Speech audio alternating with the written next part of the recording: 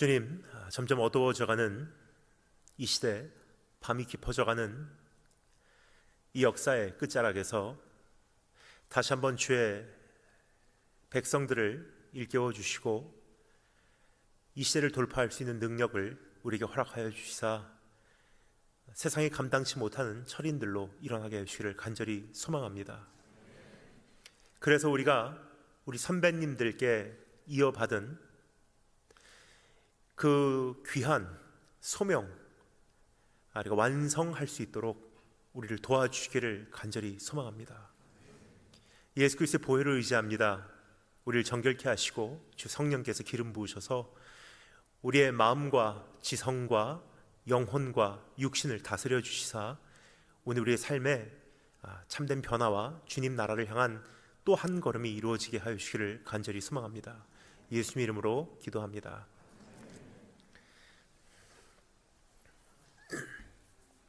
어떤 분들은 의아해 하실 것입니다. 왜 사순절이나 고난주간에 어울리는 본문 말씀을 정했을까 궁금해 하시는 분들이 계시리라 생각이 됩니다. 그 이유에 대해서 잠시 설명을 드리도록 하겠습니다. 그것은 다름이 아니라 마지막 때와 유월절 사건은 관계가 깊다고 저는 생각하기 때문입니다. 유월절이라고 하는 것은 하나님께서 자신의 백성을 구하신 날입니다. 하나님의 백성을 억압했던 애굽을 주님께서 치시고 자신의 백성을 결박하고 있었던 그 쇠사슬을 푸시고 자신의 백성을 이끌어내신 날인 것입니다. 우리는 역사의 마지막 밤을 살고 있습니다. 유월절 전야를 살고 있다고 말씀을 드리고 있는 것입니다. 또 한 번 재현될 역사의 최종적인 유월절 말입니다. 이번에도 주님은 원수를 치실 것입니다. 이번에도 주님은 주의 백성들의 결박을 푸실 것입니다. 이번에도 주님은 자신의 백성을 이끄시고 이제는 영원한 예루살렘으로 우리를 인도해 내실 것입니다. 여러분, 현재 우리는 최후의 유월절의 전야, 역사의 마지막 밤을 지내고 있습니다. 주님은 사탄과 그 수하인들을 치실 것을 지금 준비하고 계십니다. 그리고 우리의 결박을 풀어주실 준비에 들어가고 계십니다. 그리고 우리를 인도해 내실 준비에 들어가고 계십니다. 이러한 시대에 우리는 어떻게 살아야 하는가? 오늘 이 본문 말씀에 귀를 기울여 보므로 역사의 마지막 밤을 어떻게 살아야 하는지 함께 살펴보도록 하겠습니다. 주님의 나라는 가까이 왔고 환난은 심해지고 있으며 갈 길은 험해지고 있습니다. 그리고 어제 말씀드렸듯이 우리의 사명은 여전히 남아 있습니다. 감당해야 될 일이 있다는 것입니다.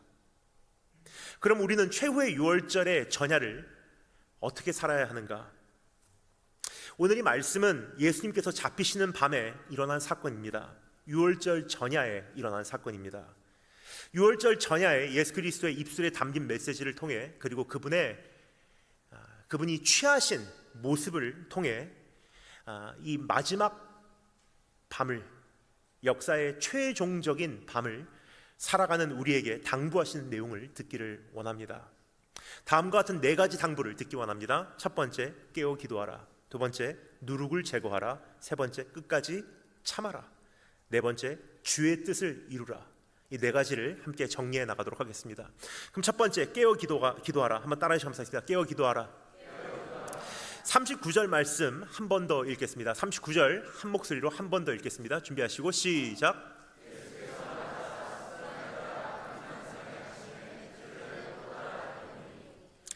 예수님께서는 식사를 마치시고 제자들과 함께 감람산으로 올라갔습니다. 유월절 식사는 매우 엄격한 예식으로 준비가 되어 있습니다. 그래서 유월절 식사는 우리가 일반적으로 생각하는 Thanksgiving 디너 정도의 차원이 아닙니다. 처음 시작부터 마지막까지 정확한 그 예식이 있다는 것입니다. 그래서 우리가 일반적으로 아는 예수님께서 잔을 드시사 그 잔을 축사하시고 이것은 내 피로 세운 언약이니 이것을 마실 때마다 나를 기념하라. 그러한 것도 우리가 그냥 예사롭게 넘길 수가 없어요. 왜냐? 유월절 식사에는 최소 4번의 잔을 들고 건배하는 축사가 있습니다. 그 중에 예수님께서 축사하신 것이 세 번째 잔이라는 것을 우리가 추정해 볼 수 있습니다.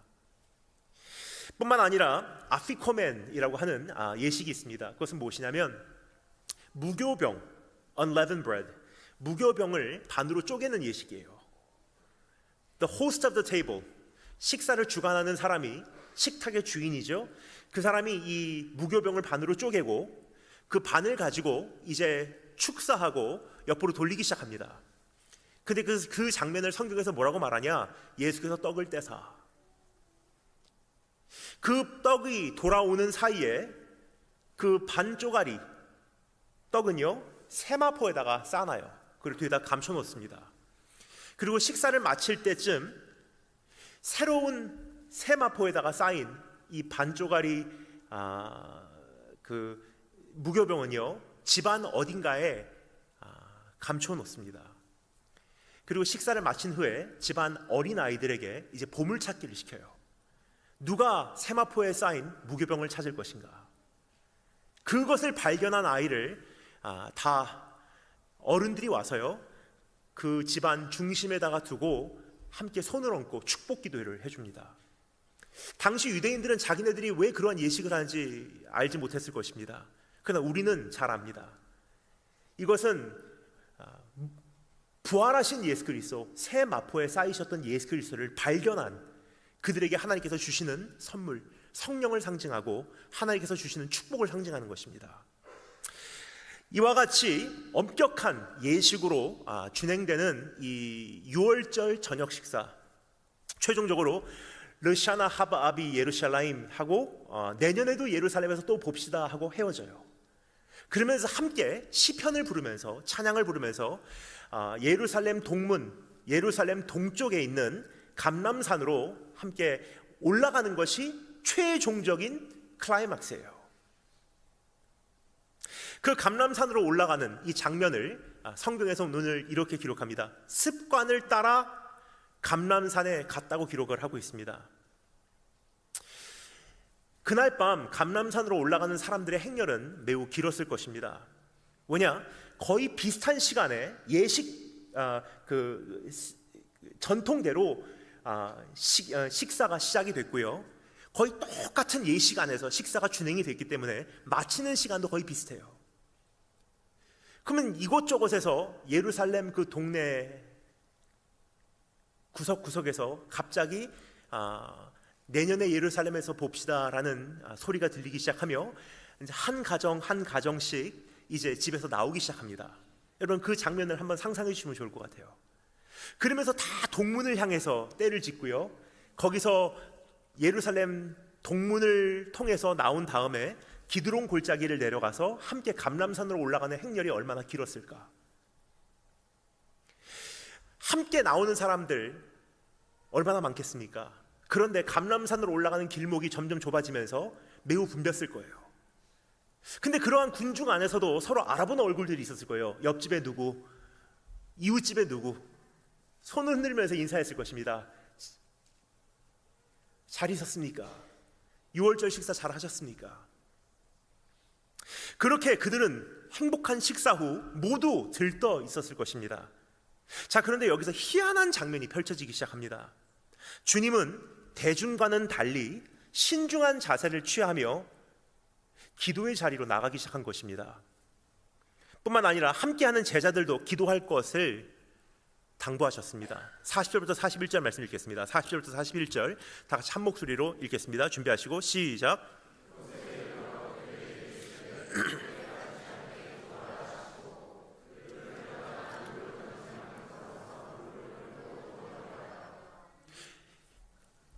다 붕 들떠서 이제 예루살렘에서 내년에서 만납시다 하고 이제 이 6월절의 클라이막스를 향해서 이제 감람산 정상을 향해서 올라가는 거예요. Time of celebration. 근데 주님은 이 예루살렘 이 감람산 중턱에 위치한 겟세마네 동산이라는 곳으로 중간에 하차해 버려요. 그래서 제자들을 데리고 가십니다. 그들에게 기도를 부탁하십니다. 안타깝게도 제자들은 잠들었습니다. 잠시도 깨어 기도하지 못하고 잠든 제자들을 주님은 꾸짖으셨습니다. 이 장면을 조금 더 구체적으로 기록한 마태복음과 마가복음에 의하면 주님은 사랑하는 제자들에게 당부하셨던 것을 우리가 들을 수가 있는데, 제가 읽어드리겠습니다. 내 마음이 매우 고민하여 죽게 되었으니 너희는 여기 머물러 나와 함께 깨어 있으라 하시고, 이 말씀에서 주님의 심적 고통이 느껴집니다. 이제 곧 내일이면 십자가에 달릴 것이고 아버지 하나님께도 버림받을 것이고 수많은 사랑하는 제자들에게 배반당할 것이고 홀로 33세의 나이로 이 젊은 나이에 고독한 길을 가야 된다는 것이 얼마나 힘드셨을까. 그러나 제자들은 잠들었습니다. 그러한 마음을 공유하지 못했던 것 같습니다.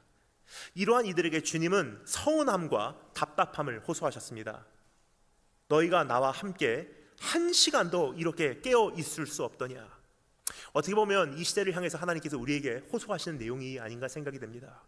이 좌우도 분변치 못하는 사람들이 죽어가고 있는데 이제 정말 마지막 그 순간을 향하여 지금 역사가 급속도로 진행되고 있는데 주님께서 교회를 향해서 외치시는 말씀, 너희가 한순간도 깨어서 나를 위해서 기도해 줄 수 없느냐. 시험에 들지 않게 깨어 기도하라. 마음에는 원이로되 육신이 약하도다 하시고. 오늘 이 본문 말씀에 보면요, 이 장면을 다음과 같이 기록하고 있습니다. 기도 후에 일어나 제자들에게 가서 슬픔으로 인하여 잠든 것을 보시고, 슬픔으로 인하여 잠든 것을 보시고, exhausted from sorrow, they fell asleep. 이르시되 어찌하여 자느냐, 시험에 들지 않게 일어나 기도하라 하시니라. 여기 보면요, 조금 전에 읽어드린 마태복음과 마가복음에는 기록되어 있지 않은 단어, 동원되어 있지 않은 단어가 오늘 이 본문 말씀에는 표현되어 있어요.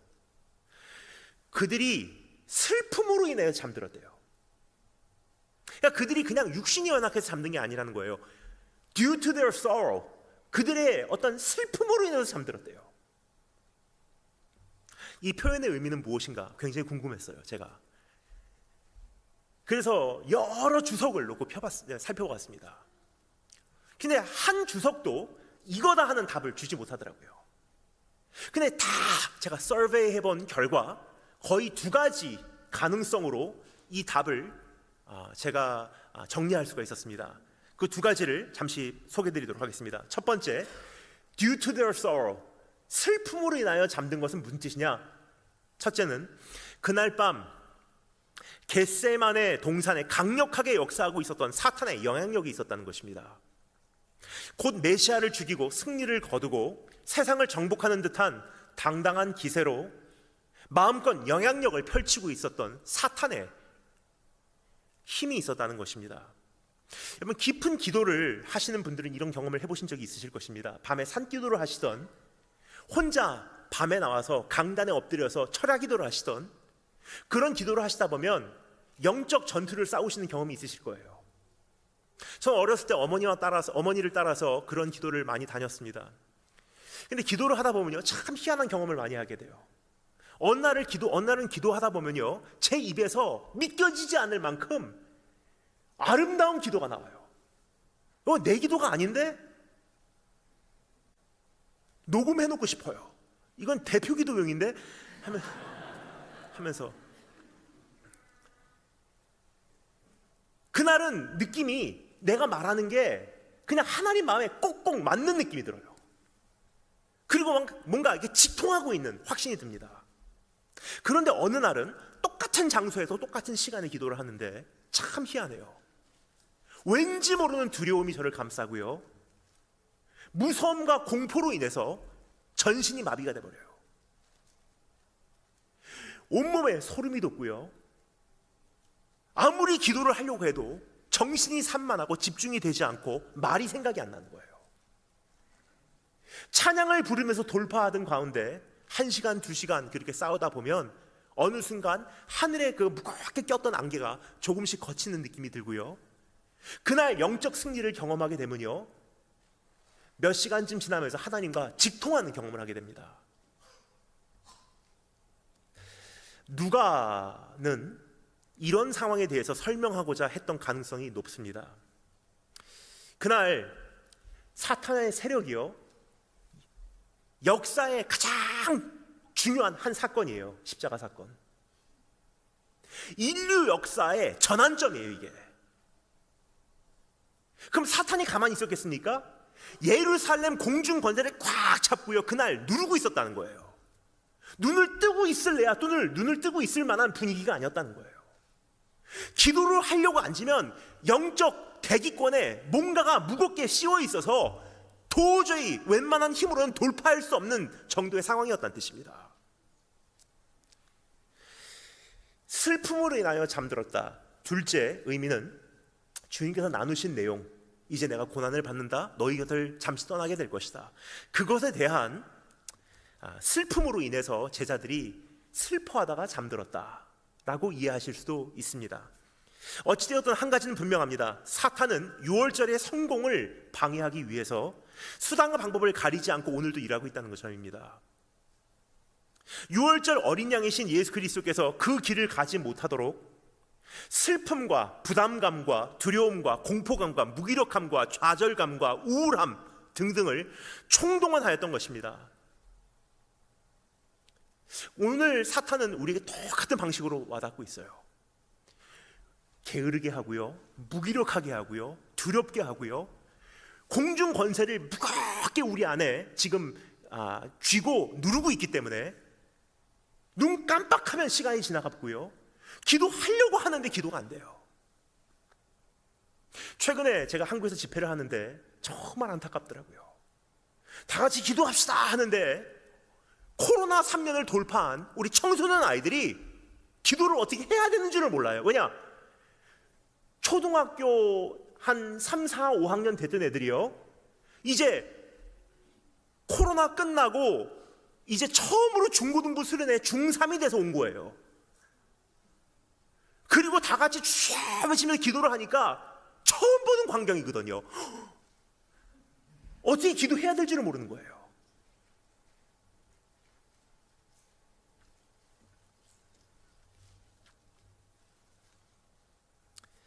여러분, 이러한 상황이 닥치면 사람들은 거의 두 가지 종류로 반응을 합니다. 무겁게 내려앉는 세력, 무기력함, 우울함, 공포, 두려움, 염려가 우리를 결박하기 시작하면요, 사람들은 둘 중에 하나로 반응을 하게 됩니다. 첫째는 우리 주님과 같이 그 슬픔을 기도의 원동력으로 삼는 사람들이 있어요. 슬픈 마음을 가지고 오히려 하나님께 가서 쥐야 외치는 분들이 계세요. 반면에 두 번째는 제자들과 같이 그 슬픔의 바다 속으로 더 깊이 결국은 완전히 침몰되어 결국은 사지가 마비돼 버리신 분들이 계세요. 그래서 주님은 여기서 말씀하시는 것입니다. 유혹에 빠지지 않게 기도하라, 시험에 들지 않게 깨어 기도하라 당부하셨던 것입니다. 그러니까 이것은 그냥 일반적으로 죄짓지 않게 기도하라는 표현이 아니었어요. 우리가 오늘 기도를 쉬면요, 내일 기도하기 더 힘들어진다는 거예요. 오늘 이것을 영적으로 싸워서 돌파하지 않으면요, 점점 사지가 묶여간다는 거예요. 더 게을러지고 더 무기력해지고 더 두려움에 우리가 마비되기 시작한다는 거예요. 그렇습니다. 또 한 번의 6월절, 인류 역사의 최종적인 6월절, 역사의 마지막 밤에는 사탄과 그 세력이 발악을 할 거예요. 왜냐? 끝이 다가왔다는 것을 알기 때문에. 여러분과 제가 그런 시대에 살고 있다는 것입니다. 온갖 수단과 방법을 동원하여 한 사람이라도 더 어린 양의 피 아래서 벗어나게 하는 것이 사단의 작전이에요. 잠들게 할 것입니다. 슬픔에 잠기게 할 것입니다. 정신적으로 타격을 입어 주저앉게 할 것입니다. 두려움에 사로잡혀 완전히 전신마비가 되게 할 것입니다. 즐거움으로 인해서, 쾌락으로 인해서 시간 가는 줄 모르고 인생을 보내게 할 것입니다. 공포감에 쇠사슬로 사지를 묶어버릴 것입니다. 무기력함으로 매일매일을 지내게 할 것입니다. 좌절감, 우울함, 죄책감, 패배감 등등으로 자신을 자해하게 할 것입니다. 그러나 6월절의 전야인 이 시대를 우리가 돌파할 수 있는 유일한 방법은 주님과 같이, 주님과 함께 일어나 기도하러 나가는 거예요. 내 삶에 있는 상처와 아픔과 걱정과 근심과 염려와 불안감, 수치심을 가지고 그것을 오히려 원동력 삼아서 그것을 가지고 하나님 앞에 외치는 거예요. 주아! 그러면 기적이 일어날 것입니다. 그렇게 기도하기로 선택하신 주님께 어떠한 기적이 일어나는지 한번 볼까요? 43절 말씀 읽겠습니다. 43절 말씀 다 같이 한 목소리로 읽겠습니다. 시작.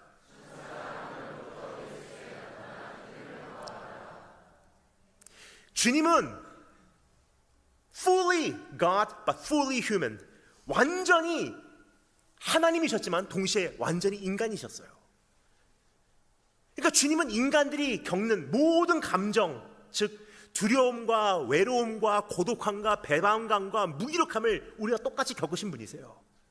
근데 그것을 가지고 아버지께 나가서 기도하기로 선택하셨어요. 그 순간 기적이 일어나요. 하늘에서 천사가 내려와 예수님께 힘을 더했대요. 기도할 수 있도록. 지금 우리에게 필요한 것이 바로 이것입니다. 기도하기로 우리 교회가, 우리 가정이, 우리 개개인이 선택하는 순간, 결정하는 순간 하나님께서 천군 천사를 동원해서 우리 기도를 도우실 거예요. 우리가 슬픔을 딛고 일어나 기도하기 시작하면 하나님께서 천군 천사를 동원하여 우리를 도우실 것입니다. 영적 공중에 낀 안개를 거두어 주실 것이라는 약속입니다. 우리의 기도의 현장을 결박하고 있는 쇠사슬을 풀어 주신다는 뜻입니다. 우리의 기도에 간절함을 더해 주신다는 뜻입니다. 그래서 44절 읽겠습니다. 44절 다 같이 한 목소리로 읽겠습니다. 시작.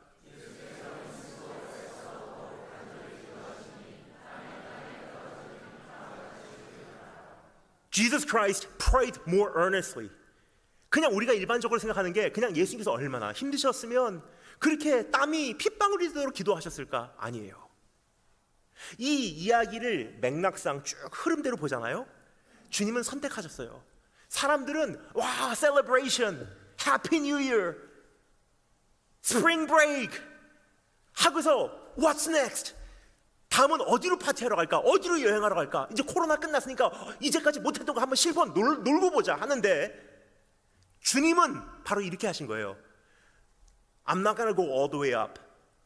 나는 정상까지 가지 않겠습니다. 사람들은 1차 하고 2차 하고 3차까지 놀아야지 직성이 풀려요. 근데 주님은 1차에서 하차해버리신 거예요. 그리고 어떻게 하십니까? 기도의 자리로 홀로 나가세요. 그리고 하나님 앞에 엎드리십니다. 그러니 하늘에서 천사가 내려와서 주님께 기도를 도왔는데 그 결과가 무엇입니까? 더욱 간절히 기도하게 한 거예요. 그래서 땀방울이 변하여 핏방울이 되기까지 기도하실 수가 있었던 것입니다. 오늘 하나님 앞에서 우리가 필요한 것이 바로 이 능력이 아닌가 생각이 됩니다.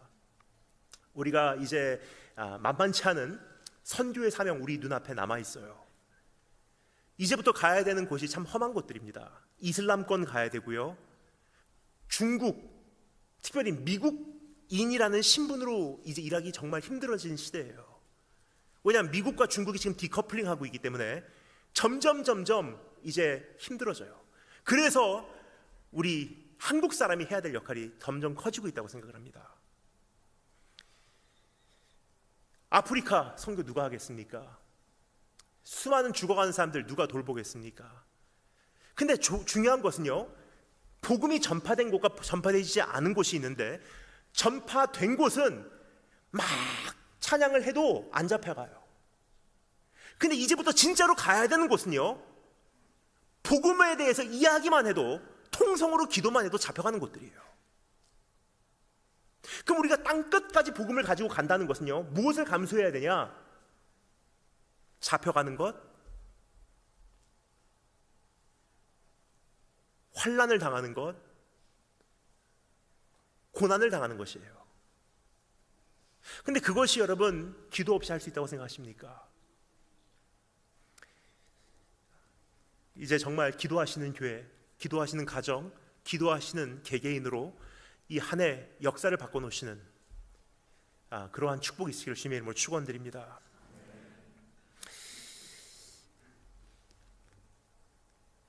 시험에 들지 않게 깨어 기도하라 당부하신 주님의 음성 우리가 듣기를 소망합니다.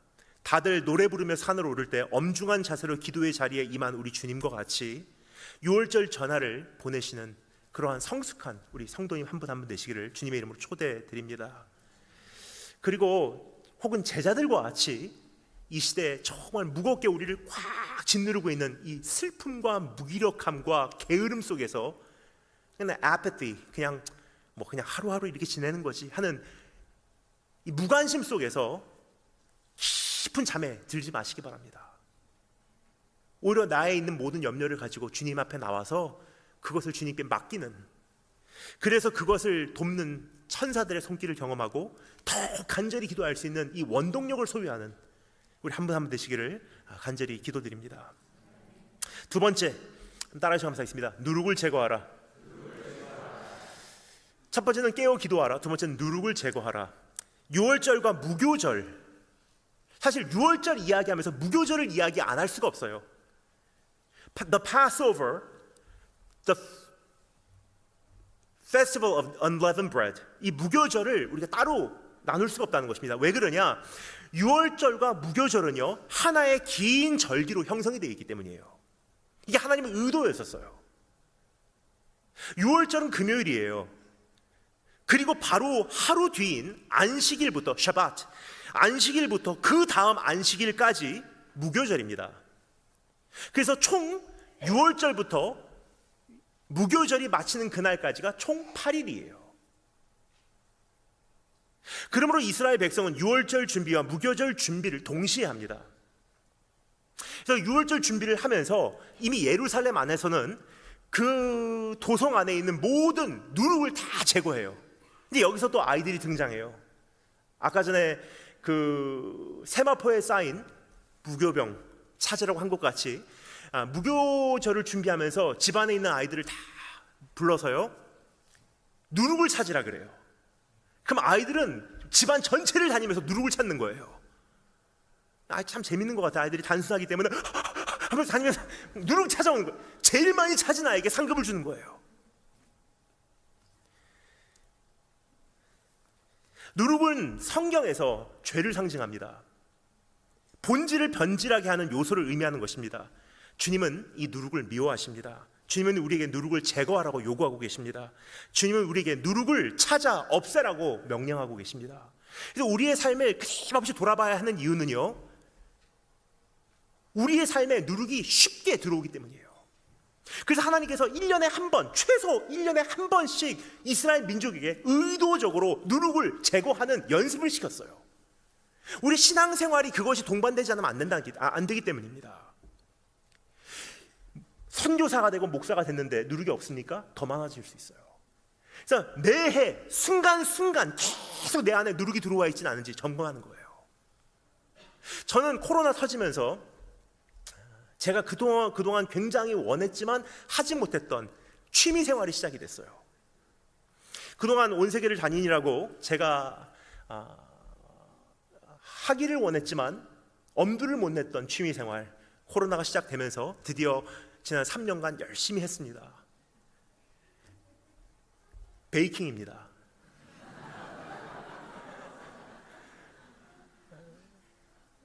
카페도 못 가고 레스토랑도 못 가고 특별히 해외를 나가지를 못하니까 제가 그토록 사랑하는 시네먼 브레드 같은 걸 못 먹는 거예요. 시네먼 롤. 그래서 결국은 제가 팬을 꺼내고 없는 건 구입을 해서요, 거기다가 제가 이스트를 넣고 얘네들이 살아있나 죽어있나, Is it live or dead agent, 15분 정도 두고 보고 있다가 나중에는 제가 반죽을 해서 발효를 시켜요. 1시간 반 정도 1차 발효시키고 나와서 나중에 보면요 이렇게 부풀어져 있어요. 그걸 또 나중에 반죽해서 공기 빼내고 2차 발효시키고. 사실 저는 제 과도 재밌지만 제 빵을 굉장히 좋아합니다. 제 과는 dead agent, 죽어있는 거 가지고 일하는 것 같아요. 근데 제 빵은요 막 살아있는 아이들하고 일하는 것 같아서 재밌어요. 귀여워요. 그 누룩이. 특별히 혼자 사는 저에게는 누룩하고 얘기하고 싶은 충동을 느낄 때가 있어요. How are you? 하면서 콕콕 찔러보고.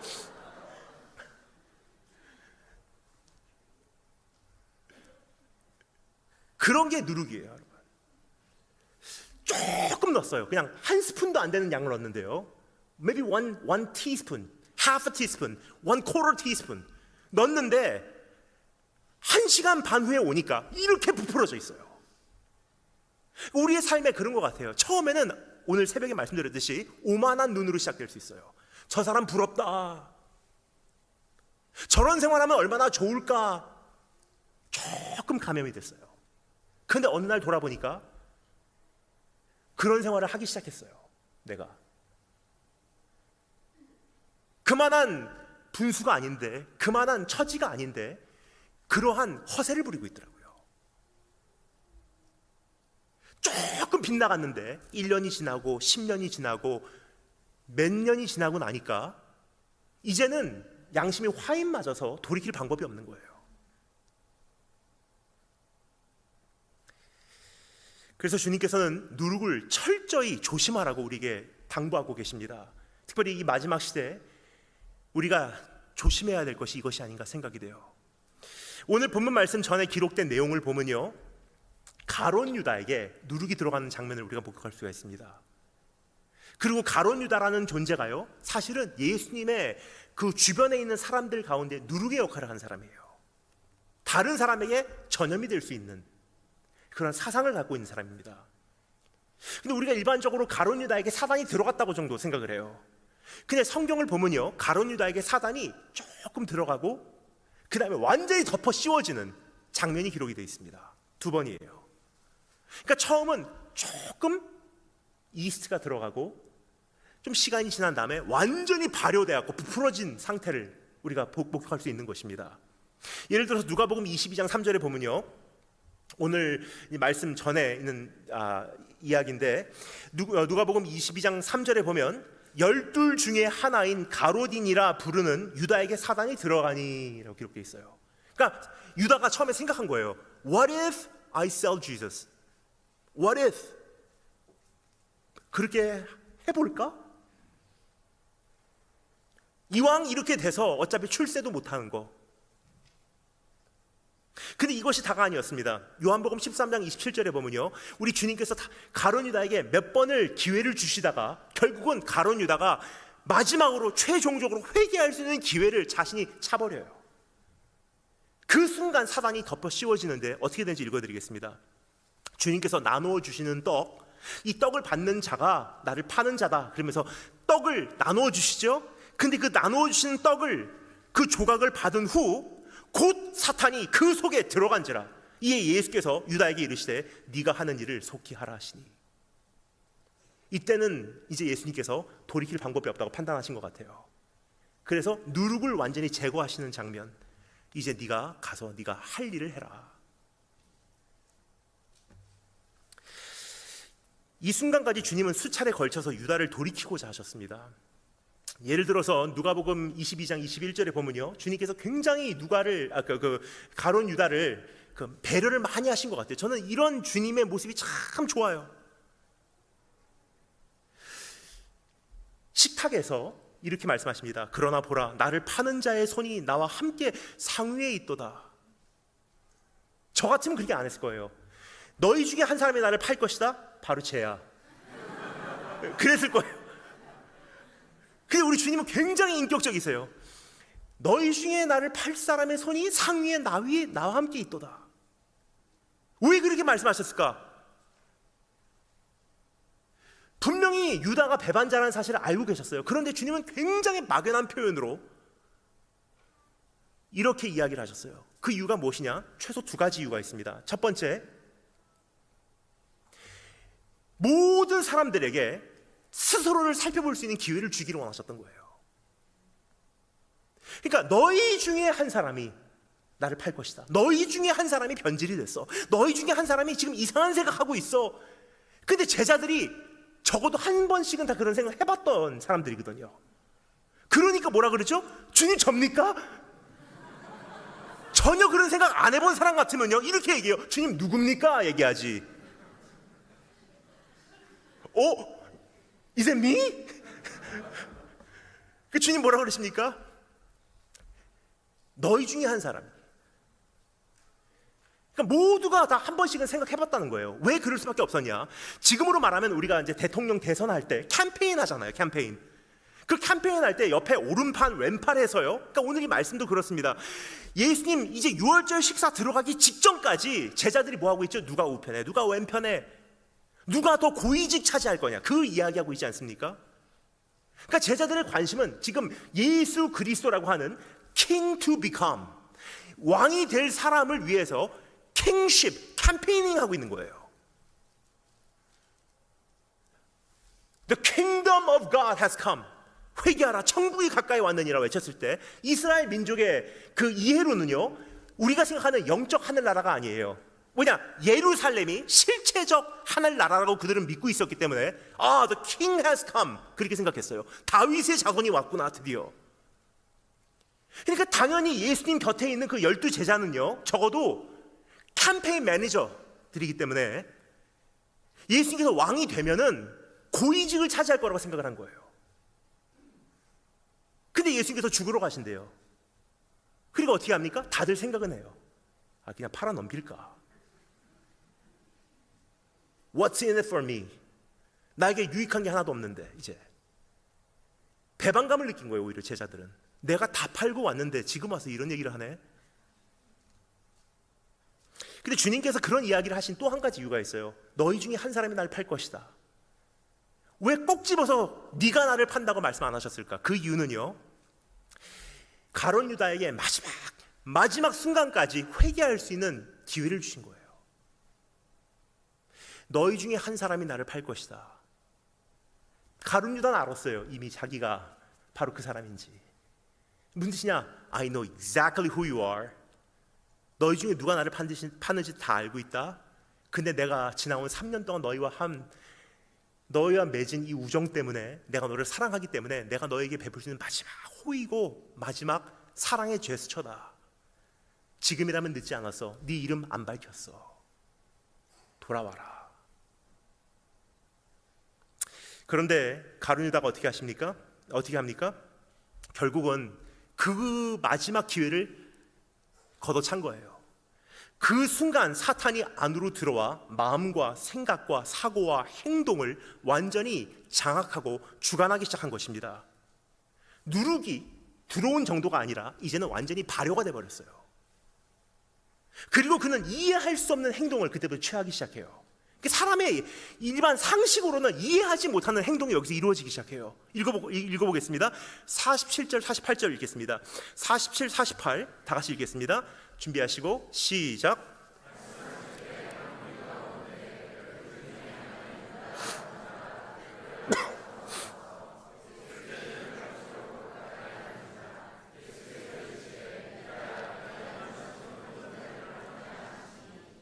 저 어렸을 때 이 장면이 사실 이해가 안 갔어요. 제 머릿속에서는 이 장면이 It doesn't make sense.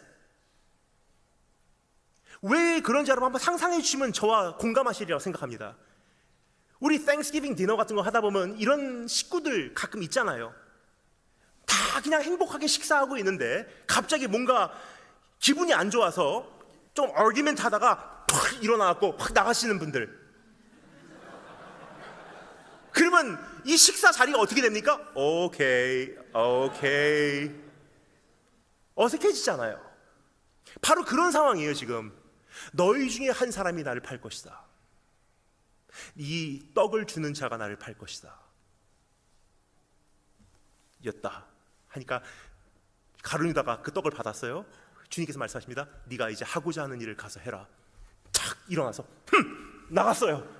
그럼 제자들이 볼 때 오케이, 그 식사 자리가 갑자기 어색해지고 조용해졌을 거예요. 그런데 식사 다 끝나고 함께 감람산 올라가는 길에 겟세마네 동산에서 주님께서 기도하고 있는데 갑자기 그 유다가 돌아왔어요. 이번에 다른 사람들 다 데리고 왔어요. 못 보는 사람들까지 다 데리고 왔어요. 그 한밤중에 공원으로. 그러더니 오더니 오 지저스 하더니 예수님께 오더니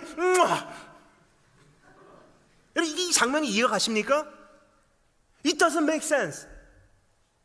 근데 이제 이해가 가요. 저는 말이 안 되는 게 당연한 거예요. 왜 그러냐? 유다는요 이미 미쳐버린 사람이에요. 어찌 이렇게 뻔뻔해질 수 있는지, 어찌 이렇게 악해질 수 있는지, 어찌 이렇게 배응망덕할 수 있는지, 어찌 이렇게 무지할 수 있는지, 어떻게 이렇게 이성적이지 못할지, 어찌 이렇게 일관성이 없어질 수 있는지, 어찌 이렇게 다른 사람 같은지, 그 답은 간단합니다. 누룩이 번지면 본질이 변하고 모습이 변형되기 때문이에요. 사람이 상황 판단, 기본적인 상황 판단 능력을 상실해버려요. 결과적으로 주님은 누룩에 감염된 유다를 도려내셔야만 했던 것입니다. 이에 예수께서 유다에게 이르시되 네가 하는 일을 속히 하라 하시니 도려내시는 장면이에요. 여러분, 하나님은 세상을 심판하시는 날 유월절 애굽을 치셨죠.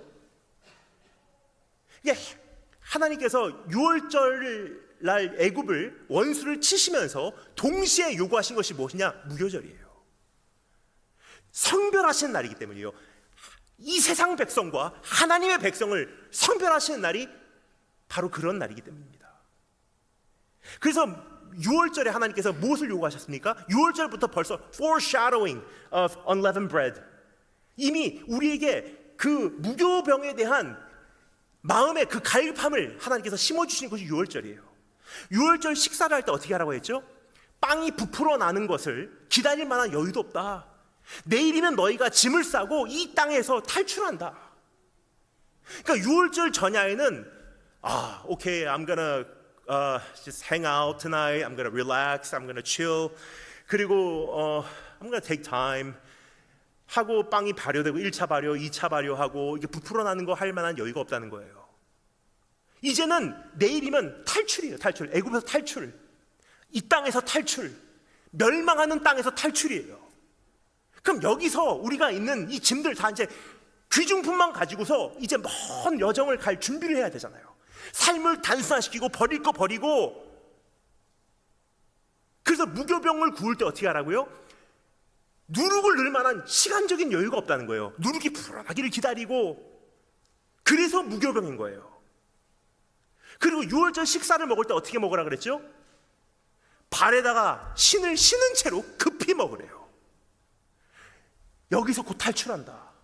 여기는 너희가 영원히 있을 땅이 아니야. 이 땅은 이제 망하게 돼 있고 하나님의 심판 아래 있어. 시간적인 여유가 없다. 발에 신을 신고 도망가는 사람들 같이 급히 먹으라. 그것을 히브리서에서 뭐라고 말합니까? 너희를 얽매이기 쉬운 죄를 벗어버리려. 이제 그게 이 시대를 살아가는 우리의 모습이 되어야 된다는 거예요. 너무나 많은 누룩들이 우리를 지금 얽매이고 있어요. 이렇게 살아서는 우리가 이 시대에 살아갈 수 없을 뿐더러 선교도 못하고 사역도 못하고 주님을 섬길 수도 없습니다. 온전한 성도의 모습으로 살아낼 수도 없는 거예요. 재정적인 책임에 묶여 있고 어떤 인간적인 관계에 얽매여 있고 감성적인 그 올무에 지금 얽매여 있다면요, 하나님께 기도하시고 또 우리가 결단력 있게 끊어내시는 그러한 축복이 우리 삶 속에 도래하기를 주님의 이름으로 축원드립니다. 여러분, 가면 갈수록 환란이 심해지지만 동시에 가면 갈수록 교회는 환란 속으로 들어가면서 더 정결해지게 돼 있어요. 그러니까 하나님은 세상을 치시지만 동시에 그 안에서 교회를 성별해 가시는 분이세요. 가지치기 하시고 성별해 하시고 성결케 하시고. 가면 갈수록 환경은 악화되지만 동시에 가면 갈수록 성도는 더 순수해지는 것입니다. 그래서 어떻게 보면 이 코로나가 저에게는 참 감사했어요. 모든 가지 칠 수 있는 기회였고요, 내 안에는 누룩을 살펴볼 수 있는 기회였기 때문이에요. 13년, 14년간 정신없이 온 세계를 다니면서 사역하는 가운데 내 안에 알게 모르게 형성된 누룩의 자국들이요 있는 것을 발견하게 되고 도려내기 시작했어요. 최후의 유월절, 역사의 마지막 밤을 맞이하신 여러분, 우리의 삶에서 누룩을 제거하시기 바랍니다. 스스로 정결케 하시기 바랍니다. 죄를 회개하고 돌아서시기 바랍니다. 비본질적인 것을 이제는 정리하시고 우리 복음으로 돌아오시기를 주님의 이름으로 축원드립니다. 변질되고 변형된 것을 당연하게 여기지 마시고 이제는 내가 되찾아야 되는 모습을 되찾기를 주님의 이름으로 축원드립니다. 세 번째, 우리가 지금 이 시대에 어떻게 살아가야 하는지 세 번째 한번 따라해주시면 감사하겠습니다. 끝까지 참으라. 디모데후서 3장 1절에 보면 사도 바울은 이렇게 말합니다. 너희가 이것을 알라 그래요. I want you to know this. 다른 말로 표현하면 너희가 이것에 대해서 모르기를 원치 않는다. You have to know this. 그럼 무엇을 알기를 원하냐? 말세에는 고통하는 때가 이른다라고 이야기를 해요. 근데 우리가 생각할 때 이 고통하는 때가 이른다고 하면요, 말세는 정말 살기 힘든 때가 오는구나 라고 생각을 합니다. 근데 고통하는 때라는 이 단어는요, 우리가 일반적으로 생각하는 이 힘든 때라는 표현이 아니에요. 말세에는 고통하는 때라고 했을 때, 고통한다라는 단어가 성경에서 많이 사용되고 있지 않은 단어인데 또 언제 사용됐냐? 복음서에서 예수님께서 그 귀신 들린 자를 만나는 장면이 있죠. 근데 그들이 얼마나 사나웠는지 쇠사슬에 묶인 채로 그 귀신 들린 사람 두 사람이요, 무덤 사이에 살고 있었대요. 그래서 성경에서 이 사람들에서 뭐라고 소개하냐? 사나웠대요. 그때 사용되는 단어가 바로 고통하는 때 할 때 사용되는 단어예요. 즉 마지막 시대에는 너희가 이것을 알기를 원한다. 마지막 시대에는 매우 사나워진다. 마지막 시대 이 세상은 사납게 바뀐다. 사람들이 짐승같이 행동하기 시작한다. 제정신이 아닌 마치 뭔가에 홀린 듯한 사람들과 같이 살아가기 시작한다. 그 무언가의 지배를 받아 이성을 잃은 거센 파도와 같이 요동치는 그러한 사회가 된다는 거예요, 이 시대에. 즉 여러분, 해가 바뀔 때마다 2022년에서 2023년으로 바뀌는 것과 같이 해가 바뀔 때마다 세상은 더 따뜻하고 더 embracing, 더 용납하고 I want everybody to be accepted. 이게 세상이 원하는 거지만 그렇게 하면 할수록 세상이 그렇게 바뀌는 게 아니라는 거예요. I want to be more accepting, more diversity. 이게 세상이 지향하는 방향이에요. 근데 참 희한해요. 그렇게 가면 갈수록 더 따뜻하고 더 인정 있고 더 예의 바른 곳으로 바뀌어가는 것이 아니라 오히려 반대로 더 독하고 더 차갑고 더 의리 없고 더 이기주의적이고 더 잔인한, 더 자기밖에 모르는 곳으로 지금 바뀌어가고 있다는 거예요. 자기 중심적인 곳으로. 참 희한하지 않습니까? 바벨탑 쌓을 때 인류 역사에 인권주의에, 인권을 인정하는 것에 최고 극치에 도달했을 때 바벨탑 사건이 터졌어요. 우리가 우리를 위해서 탑을 쌓자.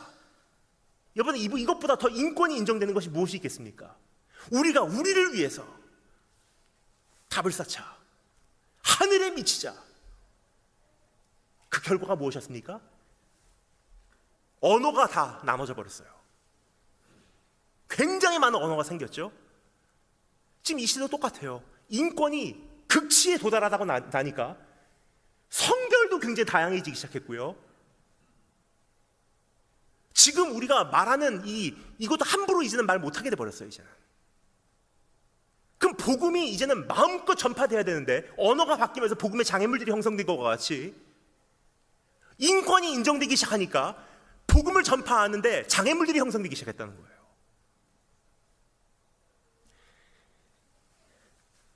세상은 그렇게 바뀌고 있어요. 세상이 이러한 변화 현상은 역사의 최종적인 유월절, 주님께서 이제 이 역사의 최종 지부를 찍으시는 그날까지 지속적으로 악화되어 갈 것입니다. 그럼 우리는 이 속에서 어떻게 살아가야 하는 것일까? 고민이 돼요. 오늘 본문 말씀에서 그 답을 얻을 수가 있습니다. 당시 종교 지도자들과 군중이 가룟 유다를 앞세워서 주님을 잡으러 왔습니다. 갑작스레 벌어진 이 당황스러운 상황 앞에서 시몬 베드로는 폭력을 동원합니다. 누가는 이 장면을 그래도 굉장히 신사적으로 기록을 해요. 베드로의 이름을 빼고서 기록을 해요. 읽어보겠습니다. 49절부터 53절까지 읽겠습니다. 49절부터 53절 읽겠습니다. 준비하시고 시작.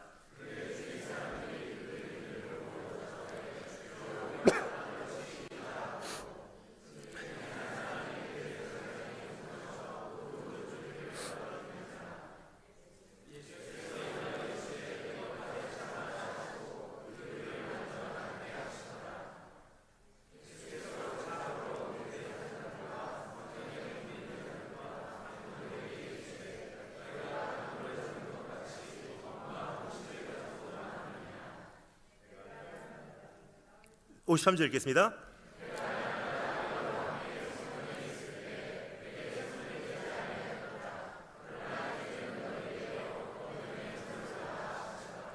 아멘. 그 중에 한 사람이 종을 쳤대요. 근데 요한은 별로 사이가 안 좋았던 것 같아요, 베드로하고. 요한복음에서는 시몬 베드로가 그랬다고 확실하게 얘기해주고 있어요.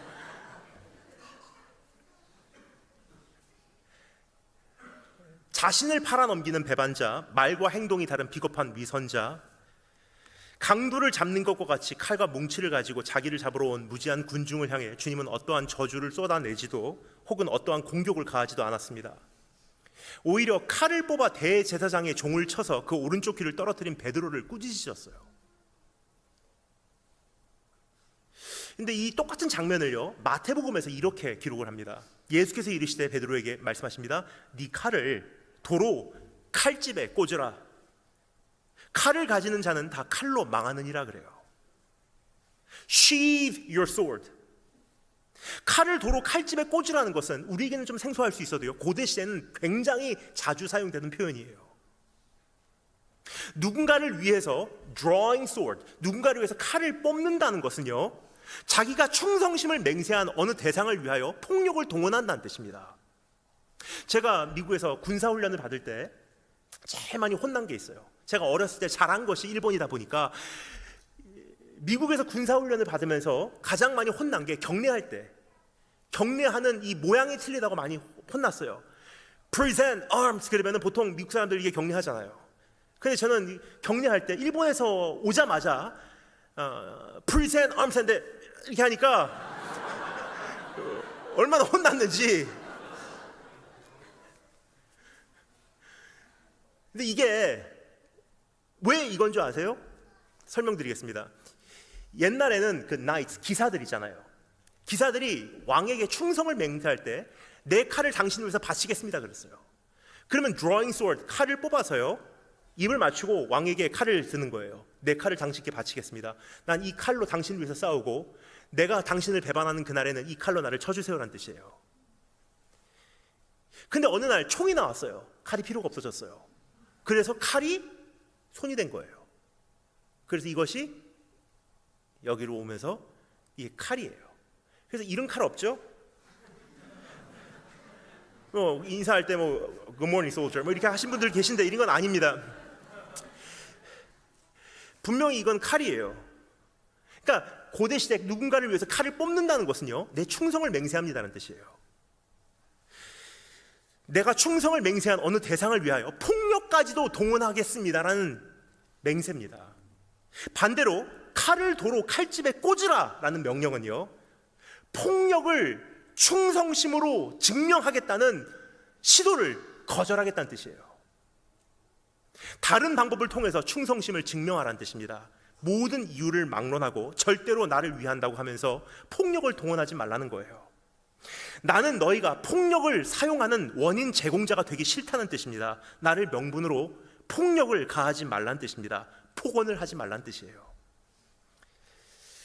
주님의 이런 음성을 가만히 귀를 기울여볼 때 적어도 세 가지 의도가 느껴집니다. 첫째는 사랑하는 제자에게 베드로야, 네가 그 칼로 망하는 것을 내가 참아 볼 수 없구나 라는 속삭이시는 주님의 마음이 담겨져 있고요. 둘째는 폭력으로 절대 세상을 바꿀 수 없단다라는 주님의 지혜가 담겨져 있고요. 셋째는 예수 그리스도와 폭력을 연관짓게 하여 하나님의 영광을 가리지 말라는 안타까움이 담겨져 있는 음성입니다. Sheathe your sword. 네 칼을 도로 칼집에 꽂으라. 칼을 사용한 자는 칼로 망하게 되어 있다. 너무나 안타까운 것은 지금 시대가 가면 갈수록 세상이 너무나 거칠어지고 있어요. 지금 보복운전 얼마나 많습니까? 지금 아무렇지도 않게 총기 사건이 일어나고 있어요. 근데 이것이 세상만이 아니더라고요. 그 세상의 물결이요, 세상에 사시는 분들이 교회로 들어오다 보니까 교회와 세상의 거의 풍토가 비슷해지고 있어요. 목회자와 성도 사이의 거친 충돌, 성도와 성도 사이의 거친 충돌, 교회와 교회 사이의 거친 충돌, 교단과 교단 사이, 세상과 교회 사이의 거친 충돌. 세상이 교회에게 악담을 하는 것만큼 교회도 세상을 향해서 폭언을 쏟아놓더라고요. 정치계와 교회 사이에 얼마나 거친 충돌들이 있습니까? 안타까운 것은 제가 이번에 코로나 끝나고 지금 완전히 끝나지는 않았지만 그래도 사람들 마음속에서는 조금씩 사라져가고 있죠. 그래서 한국의 교회에 어떤 집회가 정식으로 허용이 됐어요. 딱 갔는데 깜짝 놀랐어요. 코로나 전하고 비해서요, 지금 거기 참석하는 청년들 숫자가요 딱 반으로 줄었어요. 여러 가지 이유가 있겠지만 지금 제가 접촉한 수많은 교회를 떠난 사람들을 통해서 듣는 내용이 무엇이냐? 코로나 때 교회가 보여준 모습에 크게 상처를 받았다는 거예요. 어떤 제안이 들어오면은 이것을 어떤 제재로 그냥 여기고, 우리도 사회의 어떠한 일환으로서 우리가 그것을 존중하고 살아가는 것이 아니라 이건 사탄의 세력이 우리를 반대하고 있다고 하고 광장에 나가서 시위를 하고 정부와 정면 충돌한 것이 그들에게는 상처가 된 거예요. 그것이 아무리 정당한 이유가 있든 뭐가 있든 저는 그건 여기서 말씀드리지 않겠어요. 근데 한 가지만은 제가 분명히 말씀드릴 수 있습니다. 한 가지만은 너무나 확실하기 때문이에요. 결과만 말씀드릴게요. 그런 사건들이 있은 후 3년 후 지금 교회 뚜껑을 열고 나니까 청년들이 반으로 줄었어요.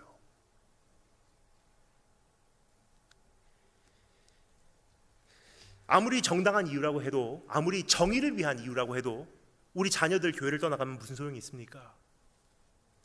여러분, 유월절 전야 역사의 이 마지막 밤이 더 깊어지면 깊어질수록 세상이 우리를 격동시키고 자극시켜서 우리를 진흙탕 싸움으로 끌어내고자 하는 시도는 더 심해질 것입니다. 그러니까 사단은 우리만큼 단순하지가 않아요. 역사를 살아온 게 사탄이에요. 그러니까 얼마나 지혜롭겠습니까? 그러니까 어떻게 해야지 하나님 영광 갈릴지 제일 잘 알고 있어요. 어떻게 해야지 교회가 예수 그리스도의 피 아래서 단 한 사람의 청소년이라도 떠나갈 수 있을지 다 계산을 하고 있어요. 그러니까 사단은 우리 보고 모이지 말라고 얘기 안 해요. 그거는 뭐 가장 표면적인 부분이고, 진짜 사단의 작전은 어디 있냐? 모여라, go to church. 근데 be hurt by the church. 그럼 우리 청소년들은 교회 다니다가 상처받으면요 2번 다시 교회 안 와요.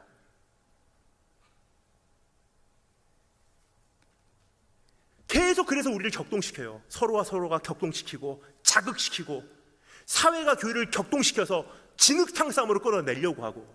왜냐? 진흙탕 싸움 나가잖아요. 하나님 영광 가리거든요. 여러분, 그때마다 이제 이 시대 우리 회사에서, 직장에서, 동료들 사이에서, 우리 가정에서 안 믿는 남편과 이 세상 사회에서 심지어 굉장히 불친절한 사람들과 어떻게 맞서서 싸우실래요? 그때마다 이루 입에 담을 수 없는 말들을 서로 뱉어내시겠습니까? 그때마다 몸싸움을 벌이시겠습니까? 여러분, 폭력은 폭력을 낳습니다. 과한 조치는 과한 결과를 초래하게 됩니다. 그럼 계속 상황이, 이 심각성이 에스컬레이트해가는 이 시대 속에서 점점 악해지잖아요. 무슨 법적 조치, 무슨 고소 고발, 폭언. 작년에 미국 안에 비행기, domestic, 국내선 비행기에서 일어난 이 폭력 싸움이요 상상을 초월하게 많습니다.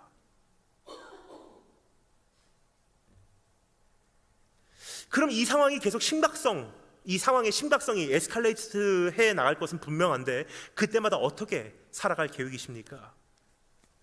주님은 폭력을 동원한 제자를 꾸짖으시고 타이르시고 권면하셨습니다. 그리고 주님은 우리 모두가 들을 수 있도록 선포하셨습니다. 예수께서 일러 이르시되 이것까지 참으라 그래요. 이것까지 참으라. 지금 이 시대를 어떻게 살아갈까요? 정말 그 사람이 분한데 내가 진짜 못 참겠는데 주님 어떻게 할까요? 주님께서 말씀하십니다. No more of these. 이것까지 참으라. 싸우지 말라는 거예요. 이것까지 참으라. 어디까지 참으라고요? 억울해도 참으라. 답답해도 참으라. 네가 아무리 정당해도 참으라. 충분히 지금까지 참았어도 또 참으라. 견디라. 인내하라. 기다리라. 이게 이 시대를 살아가는 방법이에요. 저는 미국에 오면 참 좋아요. 운전할 수 있어서. 그래서 저는 한국에서 선포를 했어요. 제가 마음에 정말 평안이 있는 그날, 특별한 날 빼고는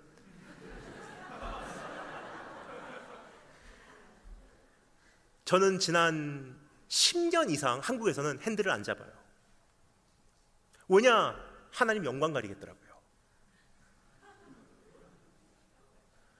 그래서 저는 힘들어도요, 좀 불편해도요, 한여름에 그렇게 더워도, 한겨울에 그렇게 추워도 웬만하면 대중교통, 코로나 터지고 지난 3년간 다행히도 하나님께서 제 제자들이 좀 많이 이렇게 운전을 해줘서 그 옆자리 타고 다닙니다. 근데 미국에 오면은 그래도 행복한 거예요. 오케이, 고, 오케이, 하이 하고 너무 좋아요. 우리 주님은 이것까지 참으라 이렇게 말씀하시면서 참 기가 막힌 행동을 취하세요. 그 귀 잘렸잖아요. 그 잘린 귀를요, 땅에서 주워서 붙여주세요. 치유해 주신 거예요. 근데 저는 이 베드로가 참 야비한 사람 같아요. 왜냐? 성경은 단 한 단어도 낭비를 하질 않아요.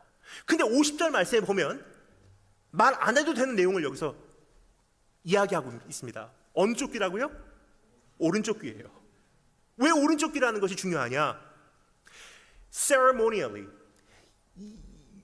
유대인 율법상, 예식상 오른쪽과 왼쪽은 큰 의미가 차이가 있기 때문이에요. 왼쪽은 ceremonially, 예식적으로, 유대인 예식적으로 왼쪽에 장애가 있어도요, 성전에 들어갈 수가 있어요. 근데 오른쪽에 장애가 있으면 성전 진입이 불가능합니다. 근데 이 사람이 대제사장의 종인 것을 베드로가 몰랐을까요? 충분히 알았어요. 왜냐? 예수님의 사역의 3분의 1이 성전에서 이루어진 사역이에요. 그럼 대제사장의 종은요, 우리가 일반적으로 생각하는 그냥 하인이 아니에요. 대제사장이 언제가 되고자 인턴십하는 사람이었어요. 그러니까 그는 태어날 때부터 이미 그 line of succession, 대제사장의 대를 이을 사람이에요. 그러니까 어렸을 때도 꿈이 나는 언제가 성전에서 일하는 사람. 근데 베드로가 매일매일 보고 있었기 때문에 안 거예요. 누가 대제사장의 종인지. 근데 그날 마침 베드로 눈앞에 띄는 순간 오냐 잘됐다 하고 칼을 뽑아서요, 오른쪽 귀게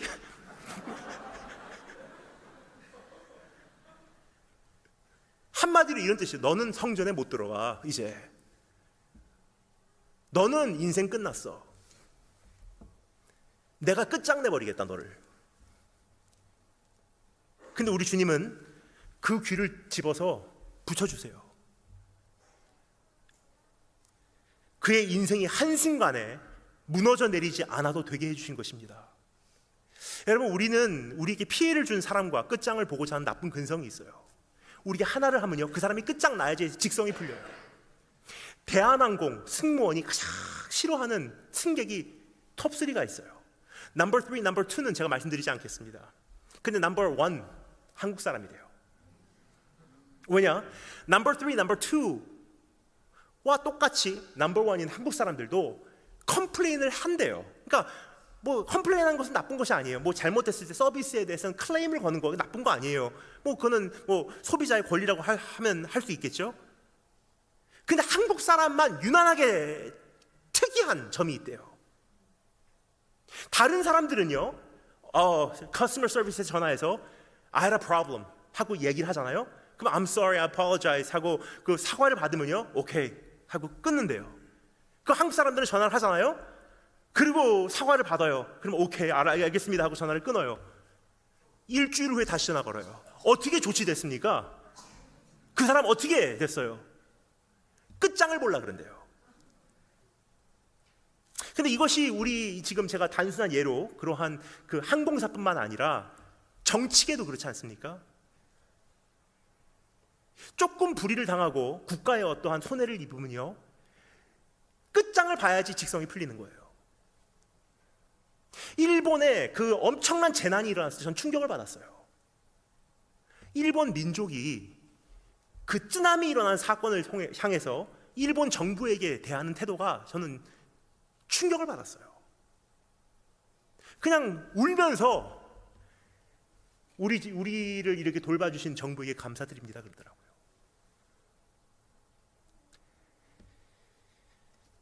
여러분, 우리가 하나님 앞에서 참 귀하게 쓰임받는 민족이지만 그만큼 우리가 열정이 있기 때문에 누구가 끝장이 나야지 또 직성이 풀리는 또 안 좋은 모습도 있어요.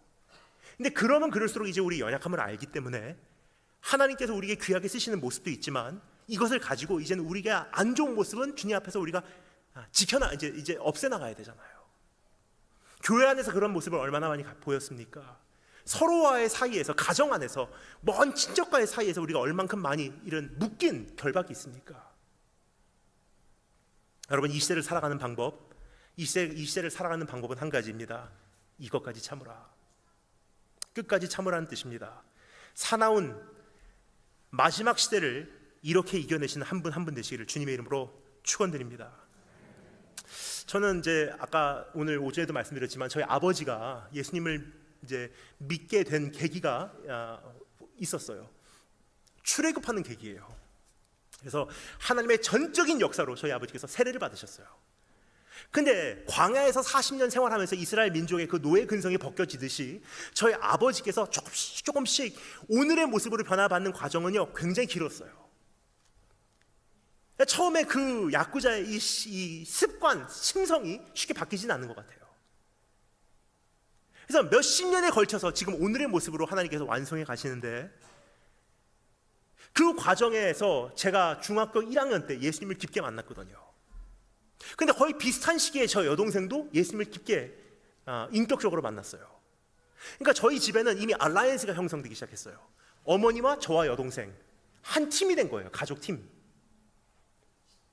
그러니까 어머니와 저와 여동생은 대화가 막 통하는 거예요. 이런 은혜 받았어요 하면은 막 하루에 몇 시간도 대화를 하는 거예요. 하나님의 은혜에 대해서.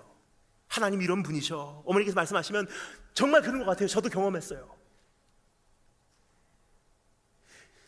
그리고 제가 중학교 1학년 때 하나님께 서원을 했어요. 내가 모든 성도로서 최소한의 본분인 모든 공식 예배에 다 참여하겠습니다. 중학교 1학년짜리가 그때부터 모든 공식 예배에 다 참여하기 시작하는 거예요. 수요일은 수요예배, 금요일은 금요 철야, 주일날 아침에는 새벽 예배, 오전에 어린이 예배, 보조 교사로 섬깁니다. 그 다음에 9시 일본어 예배 제가 통역을 해요. 그리고 11시에 대예배, 그리고 오후에 중고등부 예배, 그리고 저녁 7시에 찬양 예배 다 드려요. 그리고 쉬는 날은 밤에 가서 어머니와 함께 철야를 해요. 그러니까 저희 아버지께서 교회 집사님이시긴 했지만 그때는 이미 하나님께서 성화시키는 과정이었기 때문에 아버지의 그 강팍하신 그 마음이 쉽게 바뀌지는 않았던 때였었어요. 그렇게 해서 저와 어머니와 여동생이 교회를 가시는 것이 이제 못마땅한 시점이 오더라고요. 그래서 저희 어머니가 아버지가 따지기 시작했어요. 쉴 새 없이 애들을 데리고 교회를 다니는데 너희가 여호와 증인이냐? 그렇게 말씀하시더라고요. 그러니까 저 어머니께서 그런 일이 있었다고 말씀하시는데 저 같으면은 이랬을 거예요. 보통 이렇잖아요. 그러면 더 이상 교회 가지 말아라. 애들 데리고 언제까지 교회를 다니냐? 그러면 얘들아, 아빠가 우리 교회를 간다고 핍박하셔. 사탄이 물러가도록 기도해야 돼. 그렇게 해야지 당연한 거잖아요. 저희 어머니께서 저에게 하셨던 말씀이 저에게는 충격적이었어요. 아빠가 그렇게 말씀하신 거 당연해. 왜냐? 십자가는 내가 지기로 했는데 십자가는 꼭 collateral damage, 옆에 같이 져야 되는 사람들이 있어요. 그러니까 예수님께서 십자가를 지시는데 구레네 시몬이 한 구간 같이 져주잖아요. 선교사님이 부름을 받았는데 애들은 끌려가는 거예요, 선교지로. 그러니까 예수님을 만난 거는 저와 여동생인데 우리는 예배드리러 가는데 금요일날 저녁, 위켄드 저녁에 집에 와서 혼자 밥 먹고 앉아 계신 거는 아버지인 거예요. 그러니까 이것은 사탄이 우리를 공격해라고 말하면 안 된다는 거예요. 이거는 네가 아버지를 이해해야 돼. 그럼 우리가 어떻게 할까? 그래서 어머니와 저와 여동생이 작전을 세웠어요. 더 잘하자 이제. 그럼 어떻게 잘하냐? 월요일부터 금요일까지 저희 안에서 희생이 이루어져야 되는 거예요. 십자가를 지기로 작정한 사람이 더 많은 희생을 치러야 되는 거예요. 그러면 친구들하고 놀러 나가는 것도 다 컷업했어요. 뭐냐? 금요일날 교회 가기 위해서. 그러니까 친구들과 나갈 수 있는 거 다 나가면서 금요일날 교회 가고 수요일날 교회 가면 집에 있을 시간이 없잖아요. 그러면 교회 안 가는 날만큼이라도 집에 와서 있을 수 있는 그 시간을 마련하기 위해서 다른 것 안 나가기 시작했어요. 그리고 금요일날 되면요, 일찍 집으로 들어옵니다. 그리고 저는 저희 아버지 가게로 내려가서 다 청소기 돌려요.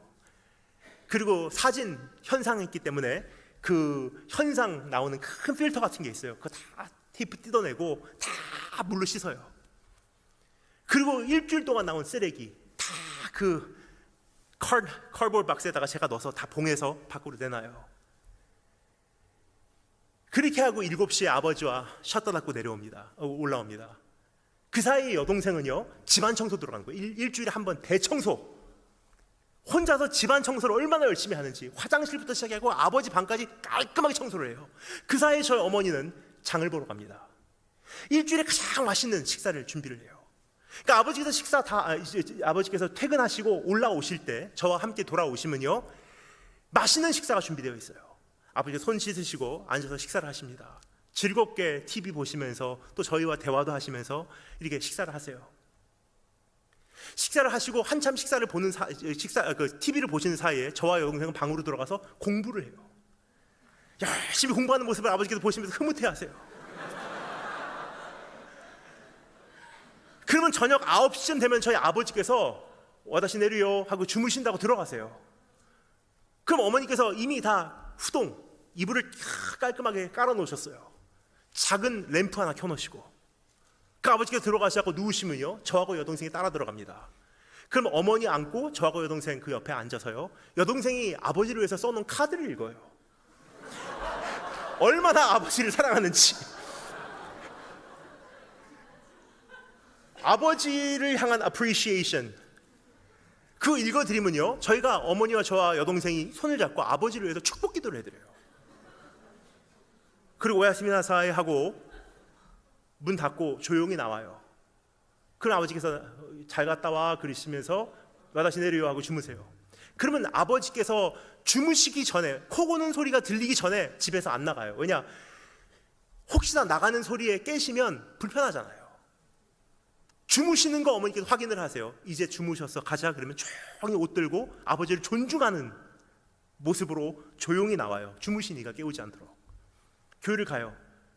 철야 심야 기도예요. 새벽 2시, 3시 돼야 그 집에 돌아와요. 그러면 토요일 날 쉬는 날이잖아요. 그럼 마음껏 자냐? 아니에요. 교회를 갔다 온 것은 제 입장이지 아버지가 아니거든요. 그러면 보통 교회를 안 갔었다면 토요일 날 일어나는 시간에 일어나는 거예요. 7시에 일어나서 아버지 출근하실 때 이따라샤이 다녀오십시오 하고 인사드리고 똑같이 생활하는 거예요. 그것을 중학교 1학년부터 고3까지 6년을 했어요. 그러니까 어느 날 아버지께서 바뀌시기 시작하더니, 인정을 하기 시작하시더니, 제가 고3이 되는 해에 저희 아버지께서 장로 장립을 받으세요. 그리고 지금은 저를 위해서 가장 많이 기도해 주시는 분으로 제 삶에 계십니다. 우리가 충돌해서 해결되는 문제가 없더라고요. 우리는 그 영혼들을 이겨야 되는 거예요. 데리고 와야 되는 거예요. 이제 그러면 어떻게 해야 되냐? 주님께서 우리에게 말씀하십니다. 이것까지 참으라. 가정에서 참으라. 회사에서 참으라. 삼키라. 정당해도 참으라. 끝까지 참으라. 지금까지 잘 참았어. 그러나 또 참으라. 다른 방법이 없더라고요. 이제는 정말 억울해도요, 참는 것밖에 없더라고요. 근데 저도 불가띠 때문에 올라올 때가 많아요. 다니다 보면 얼마나 힘든 게 많겠습니까? 공항에서 TSA 옆자리에 앉은 사람, 선교지에서, 사역 현장에서. 근데 금년 들면서 제 마음에 계속 제가 쳐서 제 자신에게 알려주고 있는 거예요. 참으라. 끝까지 참으라. 이것도 참으라. 이것까지 참으라. 삼키라는 거예요. 이제. 이거 외에는 이제 이 마지막 시대에 살아갈 방법이 없더라고요. 자, 그런데 여기까지 말씀드리면 이렇게 질문하신 분들이 계실 것입니다.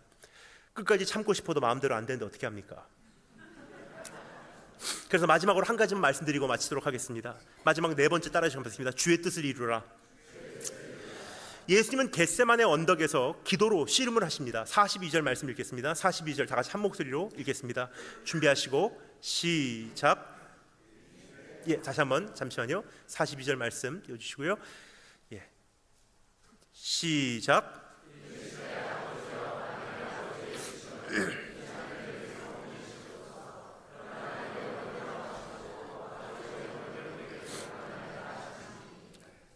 위에서도 말씀드렸습니다만 임박한 십자가의 죽음을 향한 주님의 내적 통증은 어떠했을까 상상해 가십니까? 사랑하는 아버지께 결국은 등돌림 당하시고 제자들에게는 배반당하고 홀로 33세의 나이로 그 세상 죄를 다 짊어지고 가셔야 되는 그 영적, 정신적, 심적 부담이 얼마나 컸을지, 이러한 내적 통증을 겪으며 주님은 아버지여 웬만하면 이 잔을 옮기시옵소서라고 기도를 해요. 무슨 뜻이냐면 십자가의 길 외에는 다른 길 없습니까? 라는 뜻이에요. 근데 물론 그 답은 No, the only way라는 거예요. 그래서 주님은 아버지의 뜻에 완전히 굴복하십니다. 내 원대로 마시옵고 아버지의 원대로 되기를 원하나이다 라고 하나님의 뜻에 굴복을 해버려요. 이날 주님은 자신이 가지고 있는 권세로 천군 천사를 동원해서 십자가를 면하실 수 있었어요. 그러나 주님은 마치 도수장으로 끌려가는 어린 양과 털 깎는 자 앞에서 잠잠한 양같이 입을 열지도 않으셨대요. 성경은 어떻게 이게 가능했을까?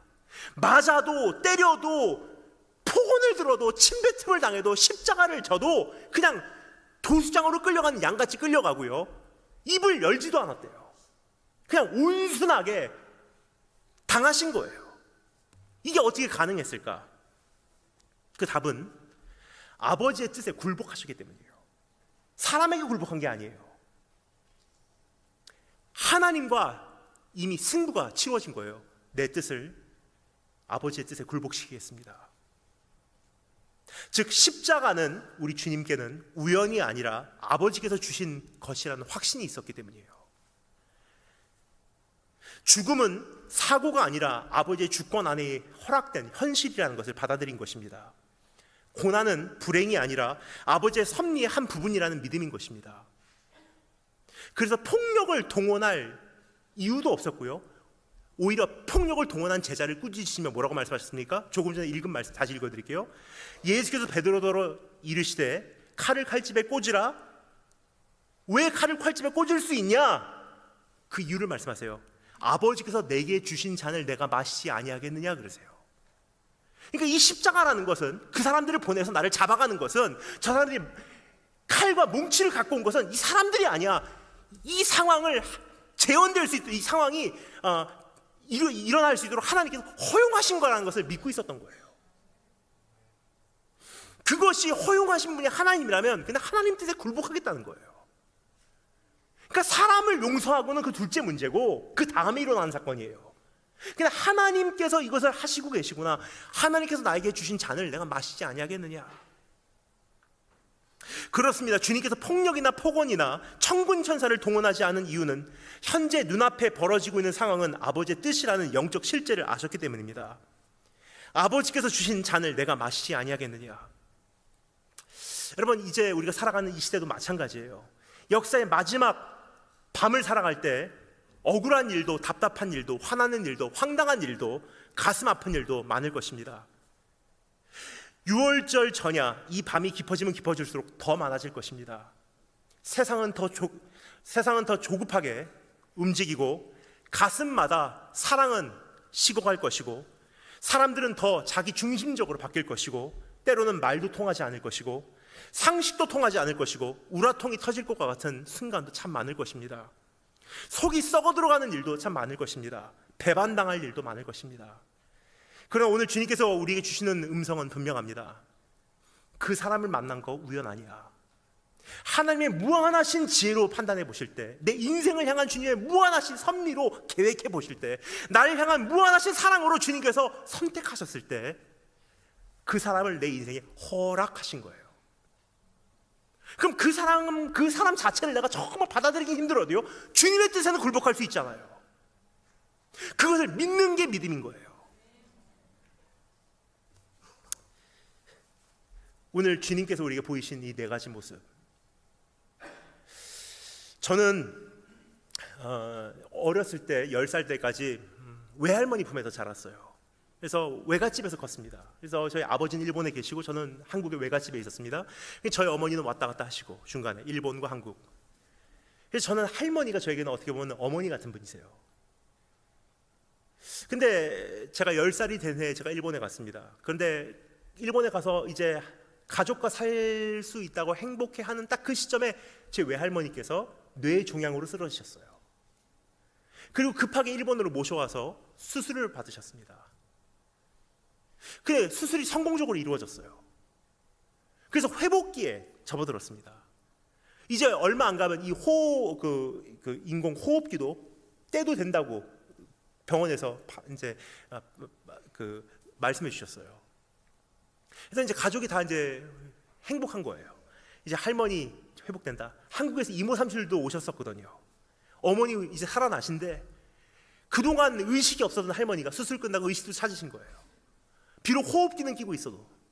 그러면서 가족들 얼굴도 알아보시고 며칠간 참 행복하게 계셨어요. 근데 어느 날 밤에 갑자기 병원에서 연락이 온 거예요. 위독하시다고. 병원으로 급히 달려갔습니다. 그리고 할머니가 이미 혼수 상태에 빠지셨고요.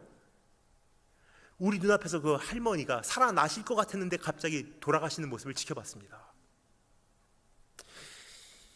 곧 알게 된 사실은 의료 미스였다는 것을 깨닫게 됐어요. 근데 참 희한한 것은요, 병원에서는 그 의료 미스에 대한 책임을 지기보다는 큰 금액을 청구하더라고요. 이제까지 몇 개월 동안 입원하시고 수술한 비용을 그대로 청구하더라고요. 가족에게는 어머니를 잃은 상처와 아픔이 있는 거에 추가로 분노와 이 억울함마저 더해지니까 저희 어머니가 변호사 알아보고 있었어요. 어떻게 하면 이거 소송할 수 있을까? 그것을 고민하던 가운데 그날 또 매일 하는 것과 같이 또 새벽기도 가신 거예요. 새벽기도 가서 기도하는데 하나님께서 마음에 이런 말씀을 주세요. 하늘에 날아가는 새를 보라. 저 참새 한 마리도 내 허락 없이는 땅에 떨어져 죽지 않아. 물론 계기는 의사의 손이었었어요. 간호사의 실수였었어요. 근데 그것을 허락하신 배경에 계신 분은 하나님이세요. 무한하신 지혜로, 무한하신 섭리로, 무한하신 나를 향한 사랑으로 판단해 보실 때 그것이 선하다고 판단하셔서 그 생명을 취하시기로 선택하신 거예요. 그날로 저희 어머니께서 모든 법적 소송 withdraw 없애버리시고요, 병원이 청구하는 금액 다 지불하시고요, 오히려 선물까지 사고 가서 그 병원에 있는 스태프들에게 다 감사하다고 인사드리고 정리를 했어요. 그날 저는 참 많은 생각을 하게 되었어요. 믿음이라는 건 참 어려운 거구나. 삼키는 거더라고요. 내 안에 있는 이 미움과 시기와 분노와 이 억울함을 믿음이라는 것을 녹여버리는 거더라고요. 누구를 향한 믿음? 사람을 향한 믿음이 아니에요. 나를 주신 그분이 하나님이시다. 이 상황을 허락하신 분이 하나님이시다. 그 믿음 때문에 이 세상의 모든 이해가 안 가는 것들이 다 녹아지더라고요. 그러니까 참는 거예요. 그렇게 견디시고 직장에서, 가정에서 지금 상상을 초월하는 그 아픔 속에서 그렇게 견뎌내시고 이 한 시대를 그렇게 살아내셔서 6월절 이 밤에 주님께서 정말 잘했다 칭찬하시는 그런 한 분 한 분 되시길 주님의 이름으로 축원드립니다. 다 같이 고개 숙이시면 감사하겠습니다. 우리 찬양팀 올라오실 때까지 잠시 우리 마음을 가다듬고 오늘 주신 말씀 한 번 더 되새기도록 하겠습니다.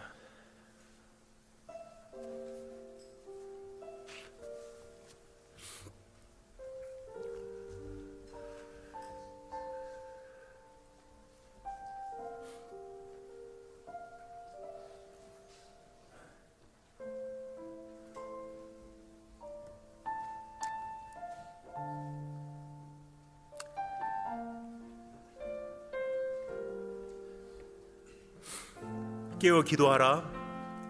누룩을 제거하라. 끝까지 참으라. 주의 뜻을 이루라.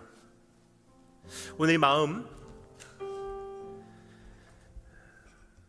우리 말씀을 마음에 되새기며 우리 잠시 찬양 드리고 기도하도록 하겠습니다.